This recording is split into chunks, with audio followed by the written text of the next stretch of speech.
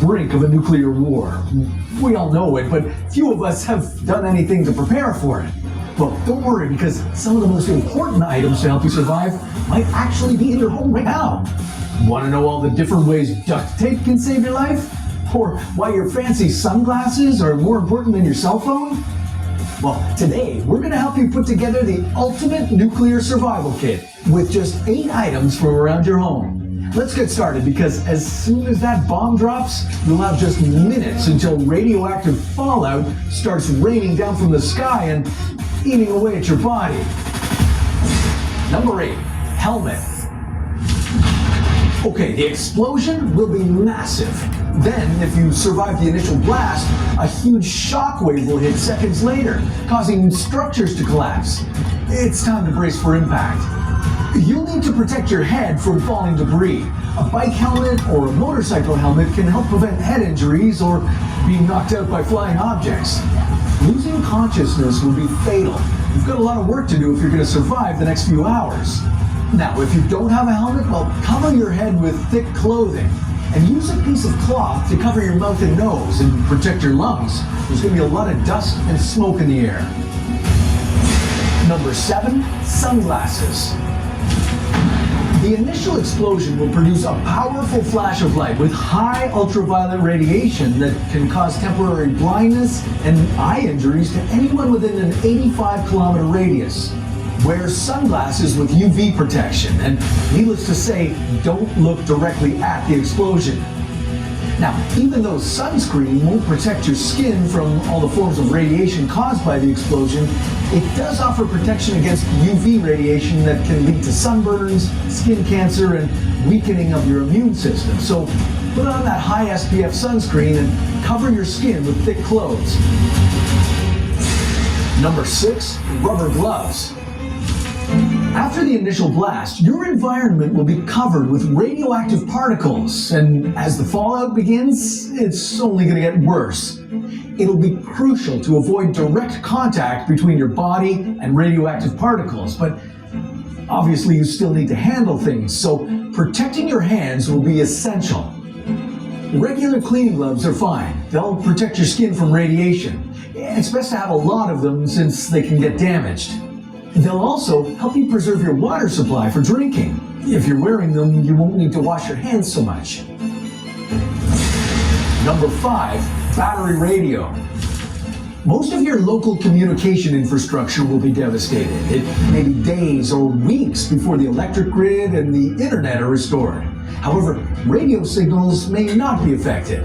It's likely that your government will have an emergency radio broadcast. Since electricity won't be available, a battery-powered radio can save your life, allowing you to listen for instructions on when and where it's safe to move. Number 4, duct tape. After surviving the blast, you need to stay away from the deadly fallout. Radioactive particles can cause radiation poisoning and kill you within hours. At the very least, they'll put you at a high risk of developing cancer later. So stay away from the outside at all costs for a minimum of 48 hours following the explosion. You'll need to completely seal your house, and this is where the duct tape comes in handy. Using it along with plastic sheeting, you can seal your windows and doors, cracks and vents, reducing the possibility of radiation entering your home. And in a pinch, duct tape can also be used as a makeshift bandage or fashioned into protective gloves if you don't have the rubber ones around. Number 3, potassium iodide pills. Okay, most people won't have these lying around the house, but they are so important that we needed to include them on the list. The air you're breathing will be full of radiation, and when absorbed by your lungs, it'll contaminate your thyroid gland and increase your risk of developing cancer. Potassium iodide pills work by filling your thyroid with stable iodine so it has no room to absorb radioactive iodine. Each pill will protect your thyroid for up to 24 hours. It's important to know that taking more than one pill at a time can be fatal, so read the instructions carefully. Number 2, a flashlight. Fallout and debris will be blocking out sunlight, making it dark and hard to find your way around. having a powerful flashlight in your kit can save your life, helping you to avoid injury and to spot potential threats. You'll also need a warm jacket since temperatures will drop drastically. And number 1, non-perishable food. With all the radiation and fallout outside, you'll need to stay sheltered for at least 48 hours, so make sure you have a stock of non-perishable and ready-to-eat meals, and have plenty of bottled water too. Most other water sources will be contaminated now. Fuel and electricity to cook or refrigerate your food won't be available either. Canned beans, beef jerky, tuna, and protein bars can easily be stored in your emergency backpack. Pack as much as you can carry because you don't know how far you'll need to walk to find help, and you'll need to move quickly. A blinding flash, a deafening roar, and an overwhelming wave of heat. You've managed to take shelter from a devastating nuclear blast, avoiding initial radiation. The immediate danger is past, but now you're exposed to deadly residual radiation. Fallout exposure is no joke. It has a 95% fatality rate. Sometimes its impact is obvious, but other times it's happening deep inside you. Today, we'll explore how your body reacts to nuclear fallout exposure over time. We'll cover the progression of radiation sickness hour by hour, day by day, and even years later. How long can you live after radiation exposure? When will the telltale symptoms start to appear? And would all the fallout turn you into a mutated ghoul? We'll answer these questions and more in a minute, but first, let's get the basics straight. To be precise, it's ionizing radiation we're worried about. Ionizing radiation tears the cellular structure apart. A type of energy released by atoms in the form of electromagnetic waves or particles. Ionizing radiation has enough energy to knock electrons off of atoms, turning them into ions. Imagine your body is a city and your cells are the buildings. Ionizing radiation is like a series of powerful lightning strikes hitting the city. Each strike can destroy buildings, cause fires, and blackouts. In your body, this means damaged DNA, malfunctioning cells, and an increased risk of cancer. Okay, that said, let's begin this tragic journey and see what it really takes to survive the aftermath of a nuclear bomb. Right after the blast, you're hit by intense heat and the shockwave from the explosion. The immediate thermal radiation can cause third-degree burns, even miles away from the epicenter. If you're closer, the blast can result in blunt force trauma and lacerations from flying debris. So basically, if you don't want to be burned or crushed to death, you need to find shelter immediately. Preferably someplace sturdy with thick walls like a basement or an underground shelter. This will offer some protection from the initial fallout, a deadly cloud of radioactive particles that descends like invisible dust. If you were exposed to gamma rays and neutrons, well, they've already passed through your body, causing molecular and cellular damage. You might have heard of an over-the-counter pill that saves you from radiation. Well, while it does exist, it only protects you from one kind of radiation.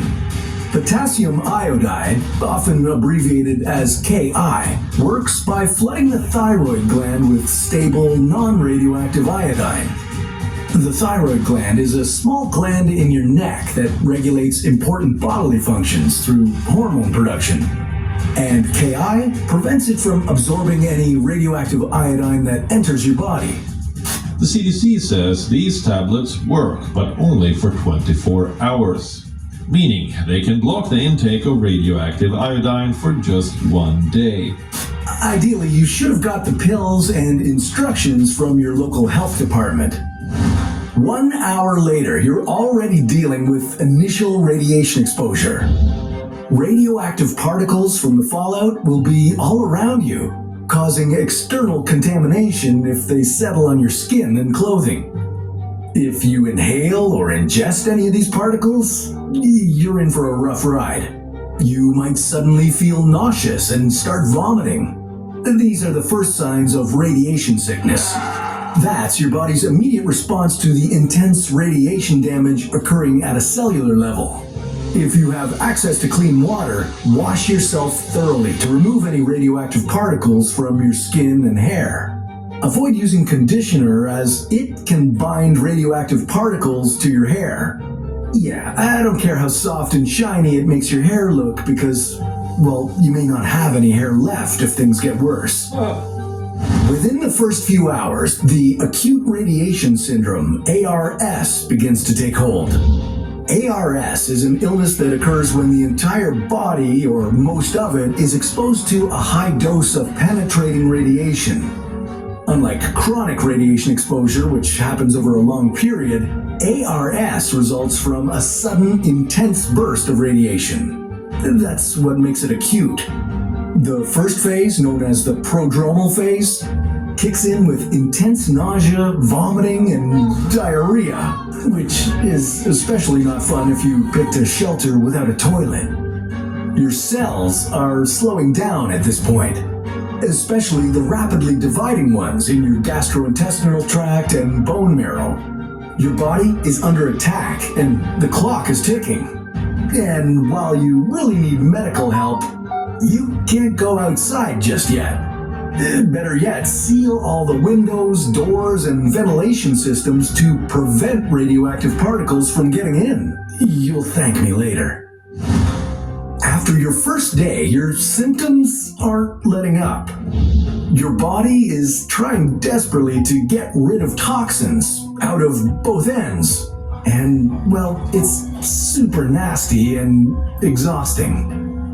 Your skin might start to show signs of erythema, a reddening due to radiation burns. It'll look like a sunburn, but it's the first sign of something worse. At this point, it's critical to stay in your shelter and avoid any further exposure to radioactive particles. Listen to emergency broadcasts for instructions on when it might be safe to leave your shelter. And don't let anyone in, unless you want to risk further contamination. Yeah, I'm sorry, but your neighbor is out of luck. A deceptive period follows after a couple of days, the latent phase. Your symptoms may improve, giving you a false sense of recovery.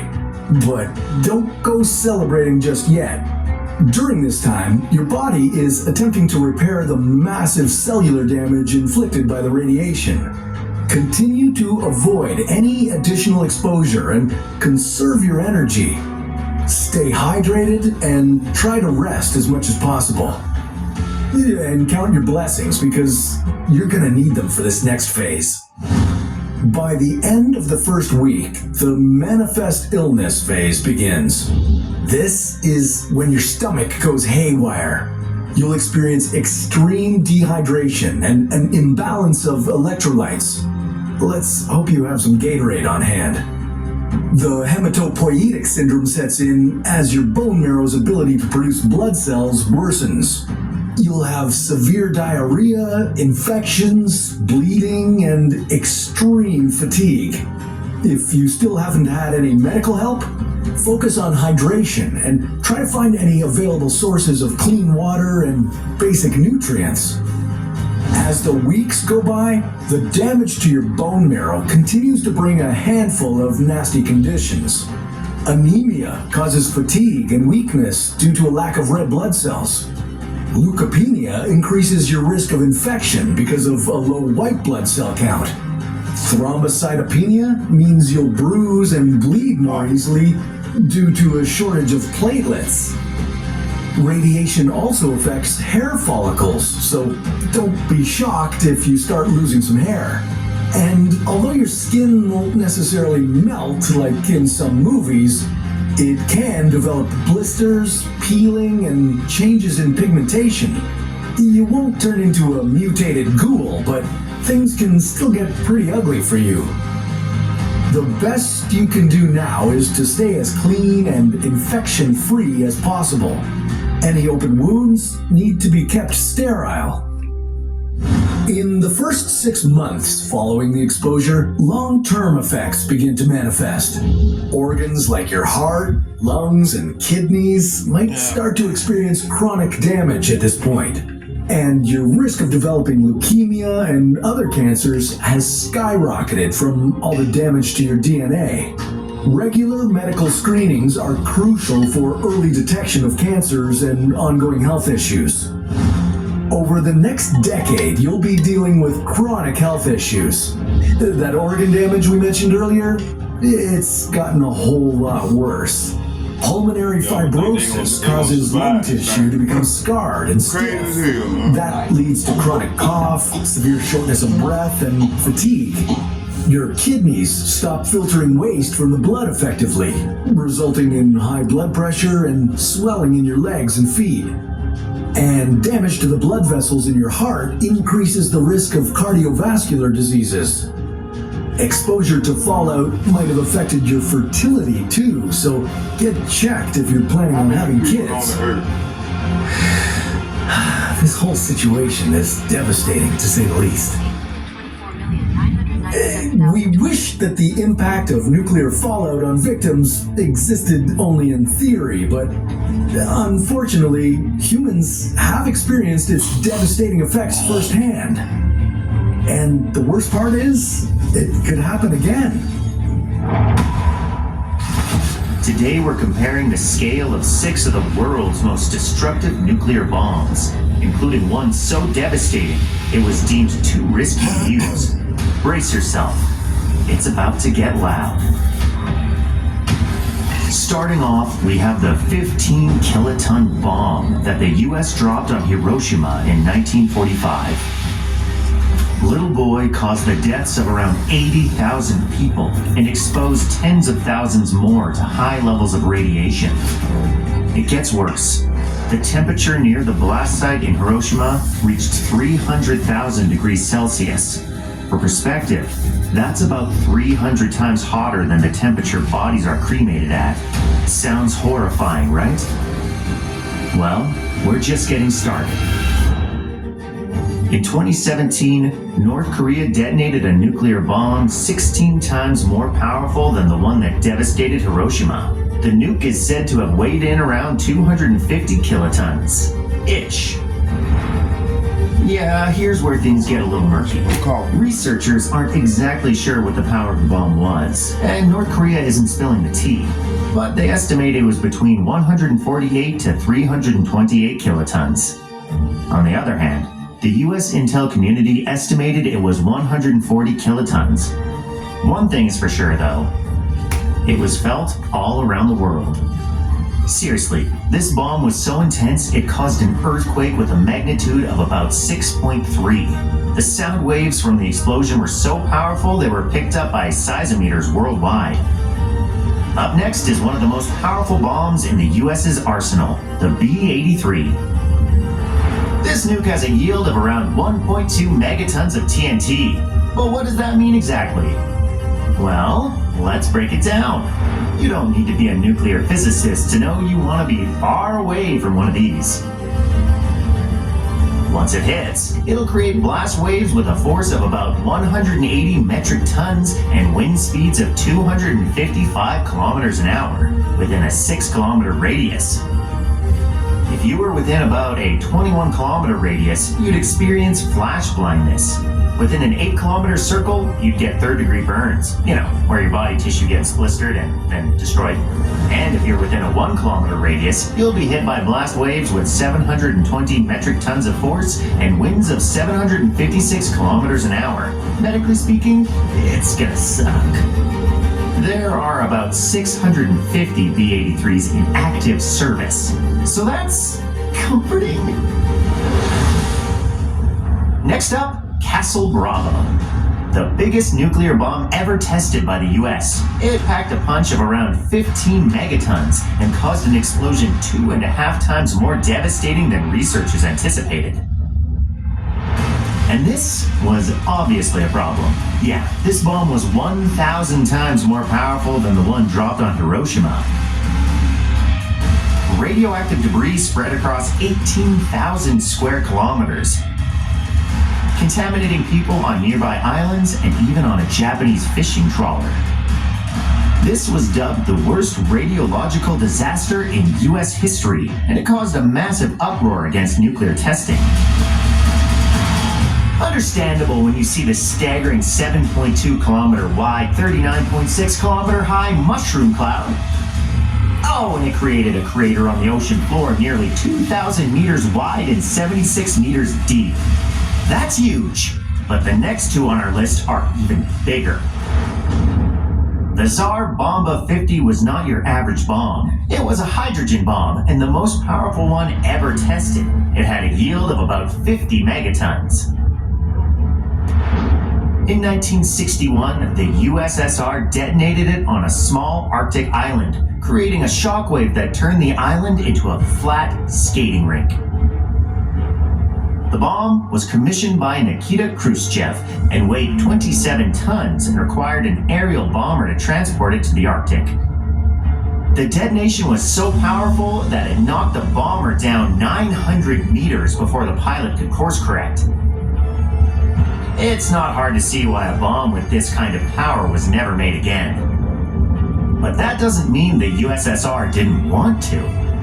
Okay, so Khrushchev may have commissioned the Tsar Bomba 50, but did you know he originally wanted a 100 megaton nuclear bomb? Yeah, plus 50, baby! The plan was to create a 3-layered bomb with uranium layers separating each stage. But testing the bomb was too, risky. Even Soviet physicists were worried the bomb would cover the whole north of the USSR with a massive cloud of radioactive fallout. And if that wasn't enough, the bomb was too heavy. So heavy it couldn't be placed on a missile or strapped to any plane. And even if it could have, it would have taken a crazy amount of fuel to get to the target and fly away safely, making it a one-way trip for any pilot.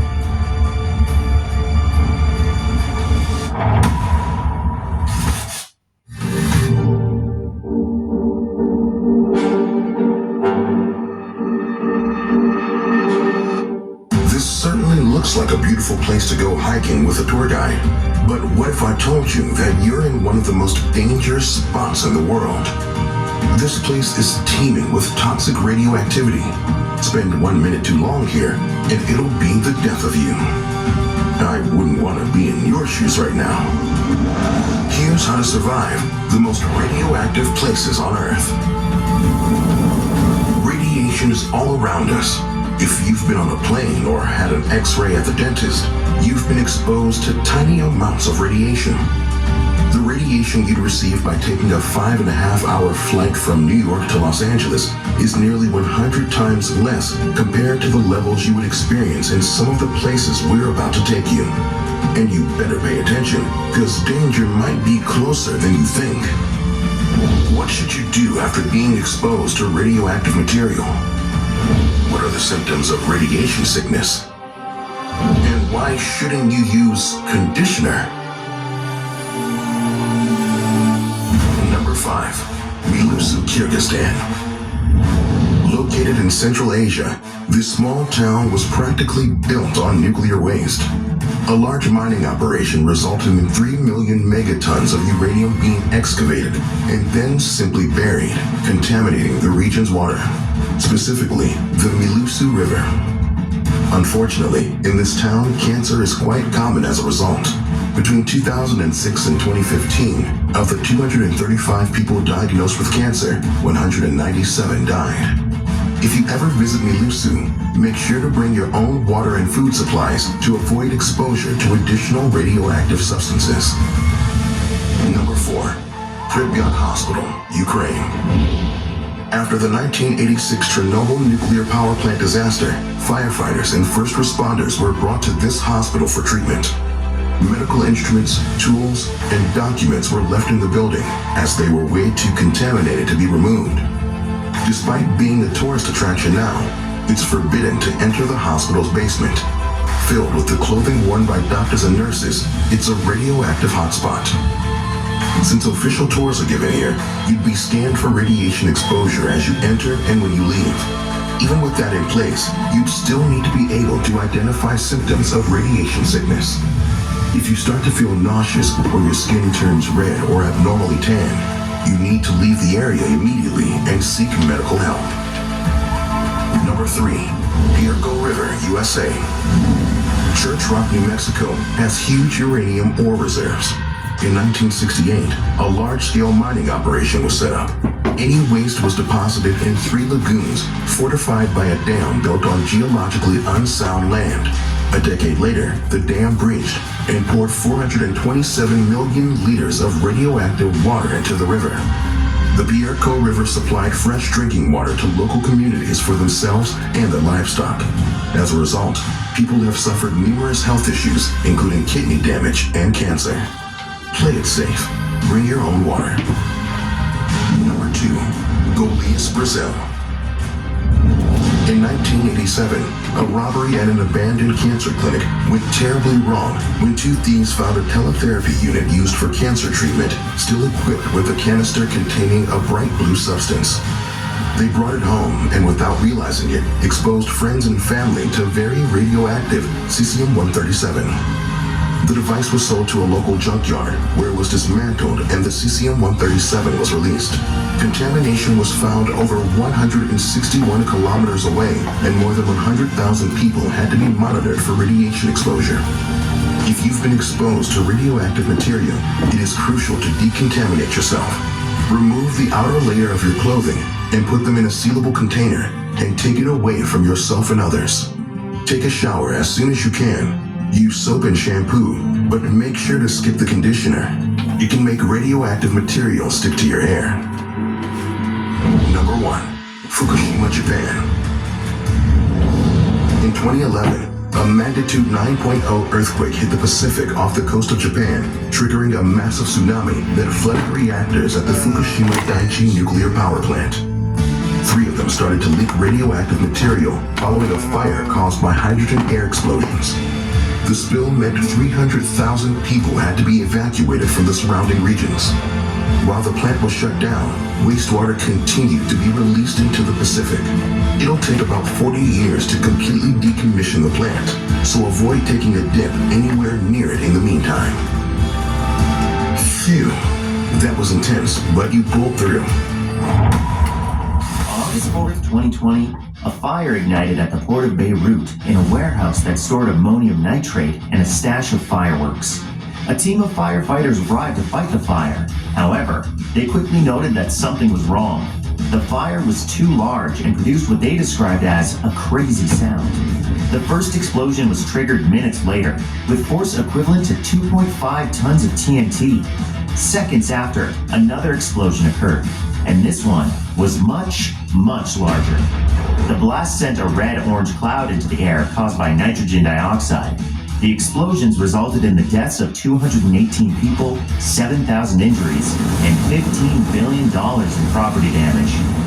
The blast was so powerful that it physically shook the entire country of Lebanon and several parts of Europe. The explosion is considered one of the most powerful non-nuclear explosions in history. Unfortunately, there isn't much one can do to avoid a blast like this, especially one so unexpected. Still, your best chance for survival is to be as far away from the blast as possible and, at the first sign of danger, get away from any windows. And that's just the beginning of how big these explosions can get. Today, How to Survive is showing you the most dangerous explosions caught on camera and what you need to know to avoid them.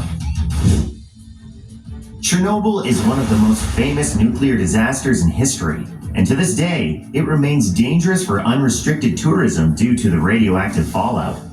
The meltdown and explosions destroyed the reactor building, which led to an open-air reactor core fire that lasted from April 26 to May 4th, 1986.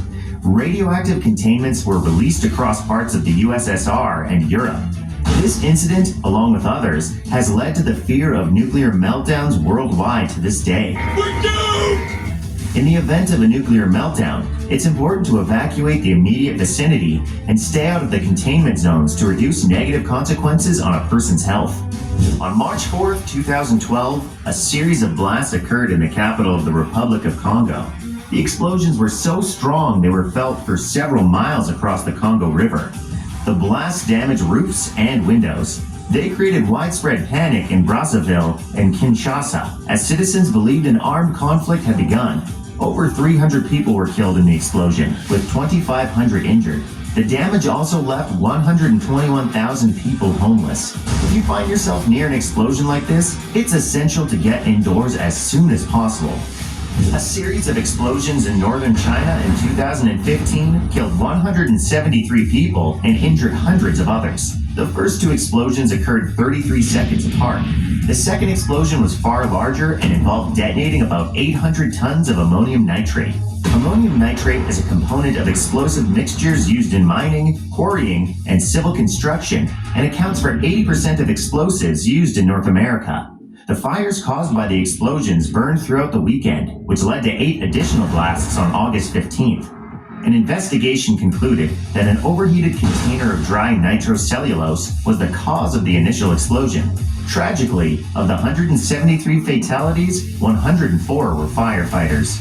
The explosions led to a large crater at the site of the blasts, and more than 8,000 new cars parked in lots nearby were burned. While it may not be possible to get out of range of an explosion of this magnitude, your chance of survival is higher if you keep away from the path of debris and keep your face to the ground. During the afternoon of March 7, 2021, 4 explosions were triggered at a military barracks in an Equatorial Guinea neighborhood. These explosions killed 107 people, and more than 600 others were injured. An accident of this magnitude is impossible to predict. But where possible, it's best to keep your distance from any military installations or any depot where explosives may be stored. The Tsar Bomba was a thermonuclear aerial bomb and the most powerful nuclear weapon ever created. Devised by the former Soviet Union, the bomb was described as a nuclear device with practically unlimited power. The bomb was flown to State Test Site number 6 of the USSR Ministry of Defense and detonated anonymously 4,000 meters above the ground. Even without the uranium, the flare of the explosion was visible more than 1,000 kilometers away, in places like Norway, Greenland, and Alaska. The explosion's nuclear mushroom rose to a height of 67 kilometers, and the blast wave circled the globe 3 times. Survival tip: even if you're not affected by the initial blast from a nuclear bomb, get as far away as you can. The nuclear fallout from a bomb like this can quickly kill you after the fact. On October 7, 2017, a petrol tanker at Atomic Junction in Ghana caught fire. The fire resulted in an explosion at the site of a liquefied natural gas station. The fire spread toward a cooking gas depot next door, and as a result, at least 7 people died and 192 more were injured.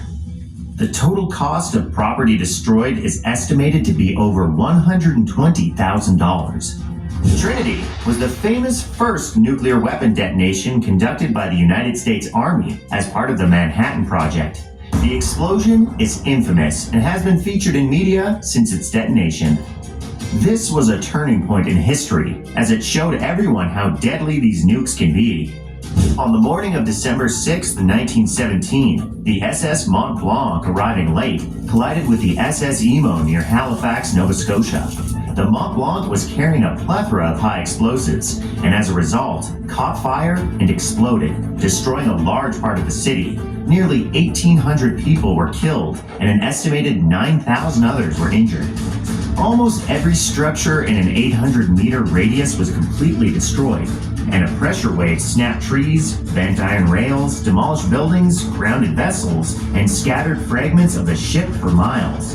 And if that wasn't bad enough, a tsunami created by the blast eliminated the community of Mi'kmaq First Nation who had lived nearby. The blast